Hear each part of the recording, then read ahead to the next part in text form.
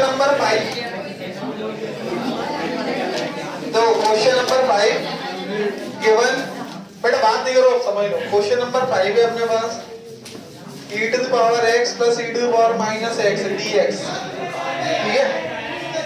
dx नहीं है, dy है, minus e to the power x minus e to the power minus x dx is equal to 0, ठीक है। अब देखो क्या करना है अपने को, ये dx से dx को अपन उधर ले जाएंगे। मैंने पहले बोला था इधर और ले जाने के लिए हमें पहले इक्वल टू में लाना पड़ता है, ये ले आए अपन, ठीक है। अब जहां पर dx है ना, वहीं पर x का टर्म होना चाहिए। ये dx है ना, तो यहीं पर क्या होगा, x का टर्म होगा। इसको यहां पर ले आए अपन, dy equal to e to the power x minus, किधर चुप बैठ जाओ, पढ़ा रहे थे।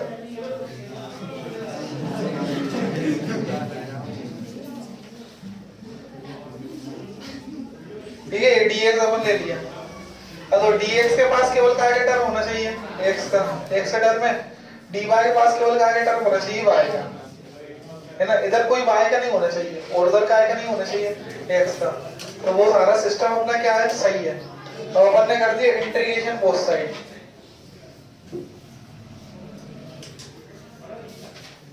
इंटीग्रेशन करो, ये इंटीग्रेशन, इधर भी कर दिया इंटीग्रेशन। अब सबको मालूम 1 का इंटीग्रेशन कितना होता है, y के रिस्पेक्ट में y हो जाएगा।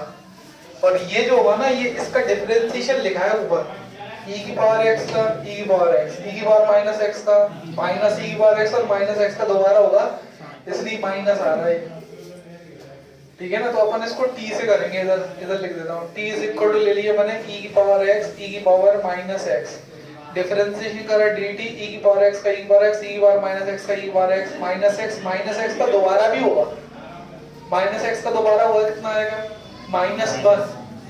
तो x का 1 होता है, तो माइनस x का -1, ये माइनस है यार। बातें बिल्कुल भी मत करो, इधर ध्यान दो क्या कर रहा हूं मैं। अब ये वैल्यू अपनी क्या हुई, मैच, ये होगा तुम्हारा dt, ये इसकी वैल्यू कितनी है, dt, इसको माना t, 1/t, 1/t कितना होता है, log t प्लस c। अब t की वैल्यू पुट कर दो, t की वैल्यू है e की पावर x प्लस e की power minus x plus c, where c is integrating constant, लिख लो। Question number 6 given dy upon dx, साथ में लिख लेना आप सब लोग, क्योंकि क्या है कंसेप्ट तो मैंने समझा ही दिया, फालतू लिखने में टाइम ज्यादा वेस्ट ना हो।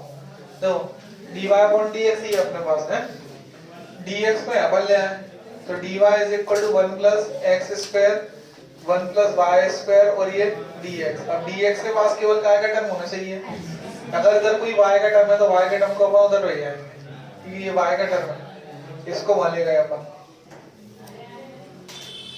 इधर केवल x का टर्म होना चाहिए, ये रहा x का टर्म dx। अब देख लो जरा, इधर कोई y का टर्म तो नहीं है x के पास, और y के पास कोई x का टर्म नहीं होना चाहिए, नहीं है ना, तो लिख दिया इंटीग्रेशन बोथ साइड, इधर लिख देना, ये इंटीग्रेशन कर दिया दोनों तरफ, integration 1/1 plus y square dy का और इंटीग्रेशन 1 प्लस x स्क्वायर का। 1/1 प्लस x स्क्वायर का इंटीग्रेशन होता है, डिफरेंशिएशन होता है tan इनवर्स x का, इसमें y है तो क्या हो जाएगा, tan इनवर्स y। इसका डिफरेंशिएशन करते तो ये आता है, tan इनवर्स y का होता है 1/1 प्लस y स्क्वायर, तो उसका इंटीग्रेशन करेंगे तो tan इनवर्स y आएगा। अब इसका करा 1 का इंटीग्रेशन और x स्क्वायर का,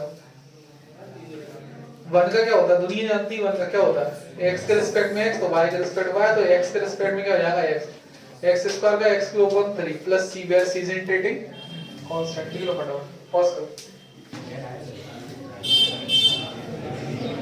तो given y log y dx minus x dy is equal to 0, ठीक है।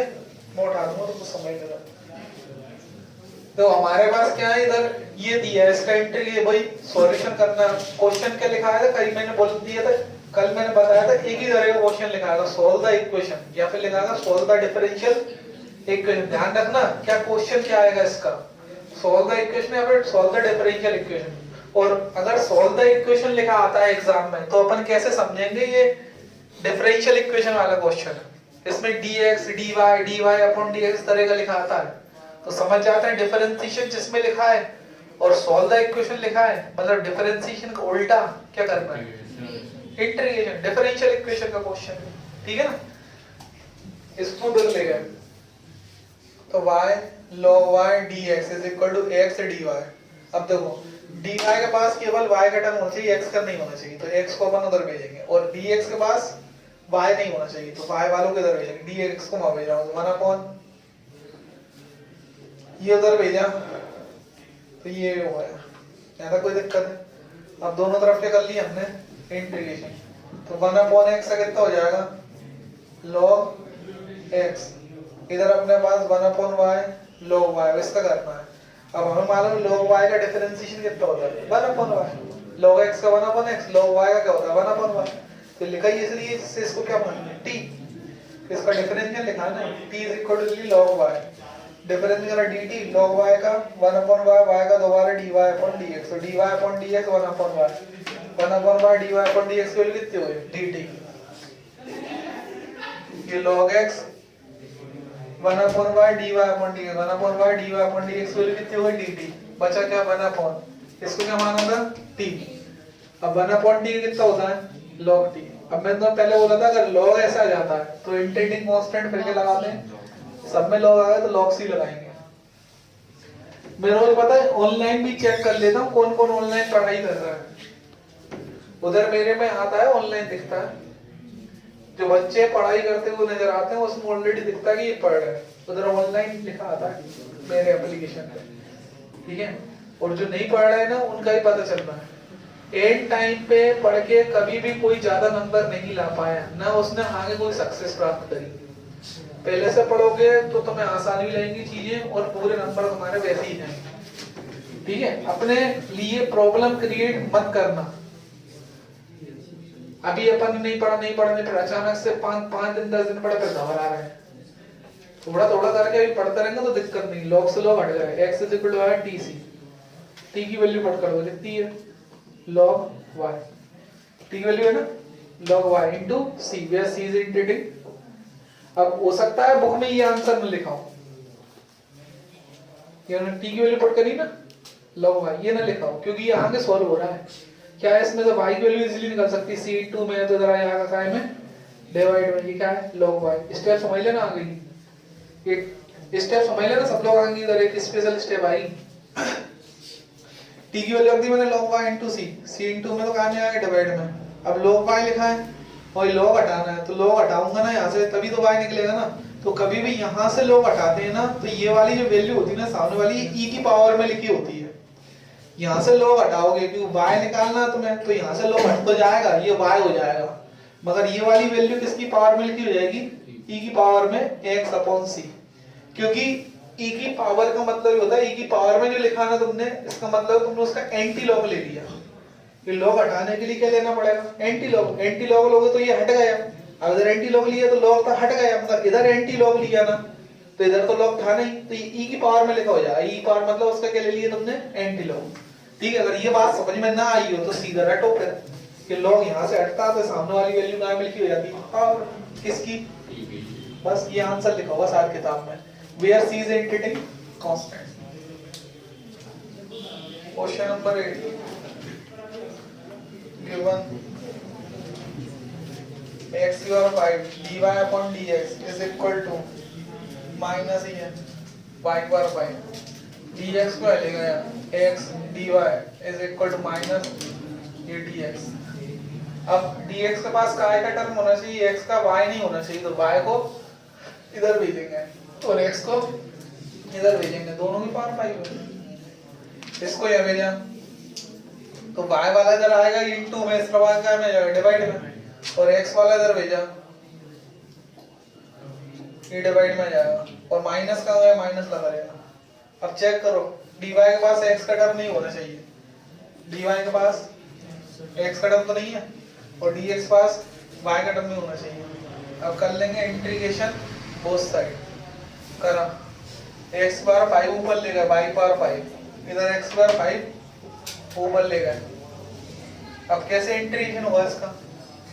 x की पावर n प्लस 1 अपन n प्लस 1 होता है ना, तो y पावर माइनस 5 है, minus 5 plus 1 upon minus 5 plus 1, ऐसे इधर minus 5 plus 1 upon minus 5 plus 1, where c is integrating constant. ये अपने पास बचा माइनस 4, नीचे बचा माइनस 4, इधर बचा x की पावर माइनस 4, नीचे बचा माइनस 4, माइनस माइनस कट गया इस तरफ का, तो प्लस c।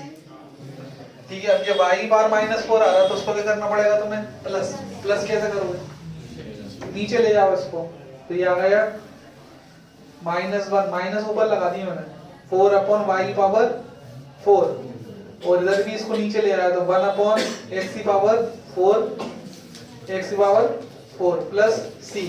अब सब में क्योंकि 4 आ रहा है ना, तो 4 से क्या कर सकते हैं? मल्टीप्लाई। ये आंसर है। वैसे इसको और भी सोल्व हो सकता है करना चाहो तो, कि एक तरफ ले आओ, ये इसको उधर ले जाओ, जो किताब में जो आंसर होता है ना उसमें क्या करेंगे, उसको कंफ्यूज मत हो जाना। हो सकता है इसको उधर ले जाओ, प्लस का लिख दिया हो, 4 से मल्टीप्लाई करके 4 से लिख दिया, 4 गायब कर देंगे। इधर c के साथ 4 भी नहीं लिखेंगे, तो 4c और c एक ही बात होती है। 4c क्या है? कांस्टेंट। c क्या है? कांस्टेंट। तो ये आंसर सही है, वैसे c इज इंटीग्रेटेड कांस्टेंट यहाँ तक छोड़ सकते हो, उसमें जरूर थोड़ा सॉल्व हो रहा था पहले।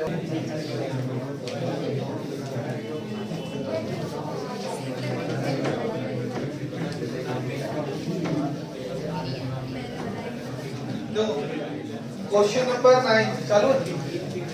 dy upon dx equal to sine inverse x, ये दिया देखो यहाँ पर। ये नहीं कर रहा हूँ, ये तो करने दूंगा तुमको, बता देता हूँ। इसमें तो इजी है, ये dx को उधर ले गए, dy बराबर साइन इनवर्स x dx। अब दोनों तरफ क्या ले लेना? अब साइन इनवर्स 1 का तो क्या हो जाएगा y, साइन इनवर्स x का कभी नहीं होता। इसमें क्या होता है? Sine inverse log x, inverse trigonometric जितने भी फंक्शंस होते हैं ना, मैं समझाया था इंटीग्रेशन में, और log होते हैं। इनमें क्या आइलेट रूल लग के होता है, इसमें इनटू में क्या मानेंगे अपन? 1 मानेंगे, और ये फर्स्ट और सेकंड का क्या लगाएंगे? फॉर्मूला। कर लोगे कि ये भी करोगे? कर लेना, इंपॉर्टेंट है, छोटे ही क्वेश्चन है, लिख लो। और नहीं आता ना, ये इंपॉर्टेंट में लग रहा है। e to the power x given, एक बार बात नहीं करो, e to the power x tan inverse 10y dx plus 1 minus e to the power x into sec square y dy equal to 0, ये है। ठीक है, अब तो हमें क्या करना है? e की power x tan y dx बराबर, ये प्लस का उधर लेगा, क्या आएगा? होगा माइनस का, बस में ये प्लस का था, उस तरफ ले गए, हो गया। अब वही वाली बात, dx के पास y का टर्म नहीं होना चाहिए, इधर y का टर्म है ना, कौन सा टर्म है? tan y, इसको यहाँ भेजेंगे। और dy के पास x का टर्म नहीं होना चाहिए, जो कि ये है, तो इसको कहाँ भेजेंगे? यहाँ। ठीक है, ये मल्टीप्लाई में पूरा ब्रैकेट, इधर x काय में जाएगा? डिवाइड में। ठीक है, इधर tan y मल्टीप्लाई में, इधर लाएंगे तो काय में जाएगा? डिवाइड में। अब देखो यार, अब देखो, देख ली स्टेप, ये इनटू में तो काय में आ गया? डिवाइड में। ये x वाला इनटू में तो इधर काय मिलेगा? डिवाइड में। अब x dx के पास कोई y का टर्म तो नहीं है, और dy के पास कोई x का टर्म तो नहीं है। अगर हो तो फिर उसको भी ले जाना पड़ेगा, नहीं है तो फिर इंटीग्रेशन कर दो, नहीं है ना, तो इधर लिख देंगे इंटीग्रेशन बोथ साइड, कर दिया इंटीग्रेशन। सौरभ इसका कैसे होगा तुम बताओ मुझे, इसका करना है इंटीग्रेशन। सिंपल सिंपल से इसलिए पूछ रहा हूँ।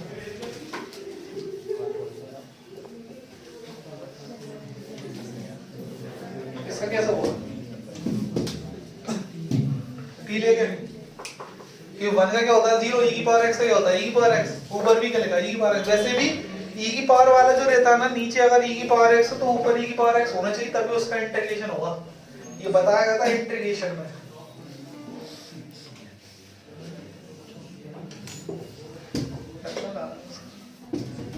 t लेके कर लेंगे इसको। ये अपन ने t इज इक्वल टू ले लिया 1 माइनस e की पावर x, डिफरेंशिएट में dt 1 का क्या हुआ है? 0, e की पावर x का e की पावर x है dx। अगर मैच करो, इधर क्या चाहिए तुम्हें? e की पावर x dx, ये माइनस को इधर लगा देना, ये माइनस है ना एक्स्ट्रा, e की पावर x dx वैल्यू कितनी होगी माइनस dt, इसका काम हो जाएगा। अब इस तरफ देखो tan y का डिफरेंशिएशन कितना होता है sec स्क्वायर y, ऊपर क्या लिखा है sec स्क्वायर y, इसको भी अपन कुछ मानेंगे, इसको u मान लो कि इसमें t मान लिया ना अपन ने, तो इसको u मान लिया, डिफरेंस करो du, tan इनवर्स y का कितना हो जाएगा sec स्क्वायर y dy।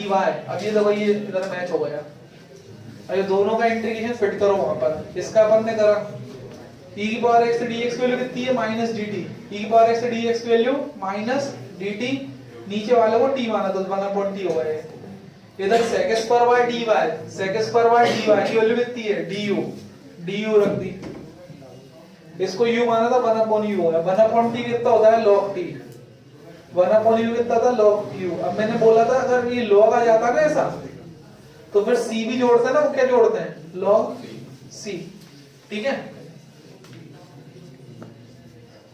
सारे log की वैल्यूज को एक तरफ मत लो, ये माइनस का log है ना, इसको प्लस का करना पड़ेगा तुम्हें पहले, ठीक है ना। माइनस कौन सा है, अच्छा माइनस था क्या, लिखा नहीं मैंने इधर माइनस था, माइनस काट दो, सॉरी माइनस आएगा नहीं। log c log n plus log n का फॉर्मूला क्या होता है log m into n, तो log t equal to log uc, log से log कट गया, ये log इधर भी log कट गया, t into uc। अब वैल्यू रख दो, u की वैल्यू कितनी है, t की वैल्यू कितनी है 1 माइनस e की पावर x, u की वैल्यू कितनी है tan y into c, where c is integrating constant simples। 11th question दो, find the particular solution. Question यहां से अब चेंज हो रहा है, अभी क्या लिखा था फाइंड द सॉल्यूशन या फिर सॉल्व द इक्वेशन, सुन लो मेरी बात जरूर, पहले क्या लिखा था फाइंड द सॉल्यूशन, ठीक है, या फिर सॉल्व द इक्वेशन। अब क्या लिखा है फाइंड द पर्टिकुलर सॉल्यूशन। ये पर्टिकुलर सॉल्यूशन क्या चीज है, फाइंड द पर्टिकुलर सॉल्यूशन का मतलब ये है आगे का सेटिस्फाई द गिवन कंडीशन, वो अलग बात है। जब फाइंड द पर्टिकुलर सॉल्यूशन आ गया ना, तो पर्टिकुलर सॉल्यूशन का मतलब ये होता है कि जो सॉल्यूशन आता है ना, अपना आंसर आता है, जैसे अपन ने भी जितने भी आंसर निकाले वो पर्टिकुलर सॉल्यूशन नहीं थे, वो जनरल सॉल्यूशन थे। पर्टिकुलर सॉल्यूशन में सी नहीं आता, पर्टिकुलर का मतलब ये होता है एग्जैक्ट आंसर आना। जो अपना आंसर आ रहा है ना, जैसे tan y equal to x into c, अब c तो कुछ भी हो सकता है ना, पर्टिकुलर थोड़ी है वो, तो चेंज वो तो कांस्टेंट वैल्यू है, 1 मान लो 2 मान लो -1 मान लो 1/2 मान लो, कुछ भी हो सकती है। और पर्टिकुलर सॉल्यूशन में क्या होगा, ये c नहीं आएगा, हमें ऐसा सॉल्यूशन निकालना है जिसमें क्या नहीं है c। तो करेंगे क्या पर्टिकुलर सॉल्यूशन, पहले यहां तक तो सॉल्व होगा, जैसे सॉल्व हो रहा तो वैसे ही होगा, फिर बाद में c की वैल्यू भी निकालेंगे। कैसे, x और y की वैल्यू देंगे अब क्वेश्चन के अंदर, तुम्हें पहले पूरा सॉल्व कर लिया, क्वेश्चन के अंदर x और y की वैल्यू दी है वो रख देंगे, और किसकी वैल्यू निकाल लेंगे c की वैल्यू आ गई, फिर दोबारा यही रख देंगे तो c हट जाएगा, तो वो क्या हो जाएगा पर्टिकुलर सॉल्यूशन। पहले c में आंसर आ रहा था, अब c की वैल्यू निकालने के लिए x और y देंगे। अभी तक के कोई भी क्वेश्चंस में x और y की वैल्यू हमारे पास नहीं थी, तो हमने c की वैल्यू भी नहीं निकाली, तो पर्टिकुलर सॉल्यूशन भी नहीं था वो। अगर वो पर्टिकुलर सॉल्यूशन पूछेगा तो x और y की वैल्यू देगा, तो तुम्हें पूरा सॉल्व करना है, फिर x और y की वैल्यू रखना है, फिर c निकालना, c दोबारा इधर रखना है, तब जाके क्या निकलेगा पर्टिकुलर सॉल्यूशन। एक बात हो गई। दूसरी बात, कभी-कभी पर्टिकुलर सॉल्यूशन नहीं लिखता, क्वेश्चन पेपर में ऐसे लिखा था फाइंड द सॉल्यूशन, बेटे सुन रहे हो आप लोग, उसमें लिखा जाएगा फाइंड द सॉल्यूशन, ठीक है, और x और y की वैल्यू दे देंगे। तो थोड़ा सा कॉमन सेंस लगाना, उसने बोला फाइंड द सॉल्यूशन और x और y दे दी, वो क्यों दिया है कि पूरा तुम सॉल्व करो, फिर इधर रखो, फिर c की वैल्यू निकालो, फिर आंसर में रखो, तब जाके निकलेगा तुम्हारा पर्टिकुलर।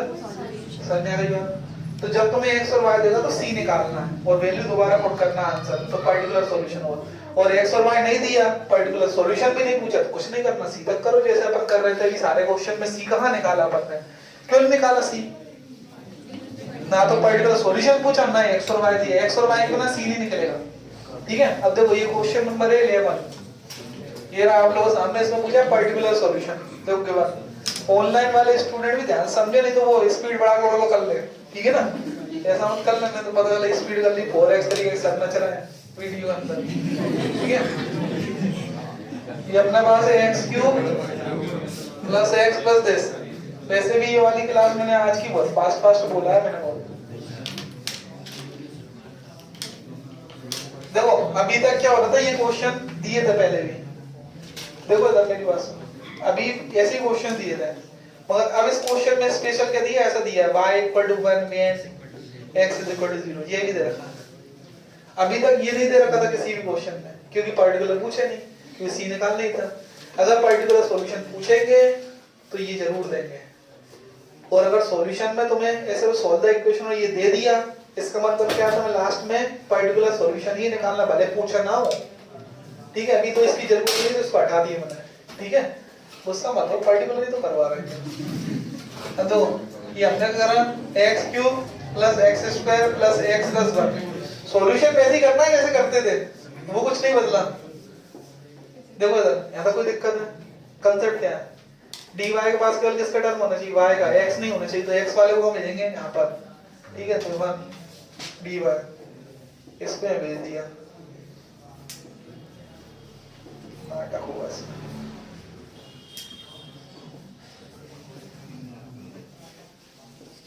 यहाँ तो कोई दिक्कत है, अब इंटीग्रेशन बोथ साइड कर लो,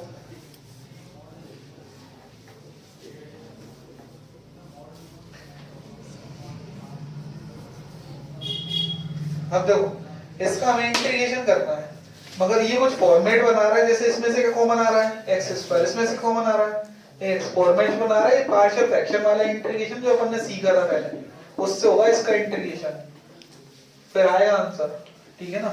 1 का इंटीग्रेशन कितना हो गया, y के रेस्पेक्ट y, ठीक है। ये अपने पास हो गया, ये एमपी बोर्ड में इसकी आने की पॉसिबिलिटी मिल है, तो इसमें सॉल्यूशन बहुत बड़ा होगा। समझ तो लो यार क्या मतलब है, छोड़ो फिर, इसलिए तुम, मैं कर भी नहीं रहा हूँ, कोई दिक्कत नहीं है। मैंने सीबीएसई वालों को तो वैसे ही ज्यादा, इसका पार्शियल फ्रैक्शन करके इंटीग्रेशन कर लेना, फिर बाद में x और y को रख के निकाल लेना c, और रख देना आंसर में। मैं और भी करवाऊँ क्वेश्चन, और इम्पोर्ट के हिसाब से इम्पोर्टेंट नहीं बिल्कुल भी, पॉज कर दो।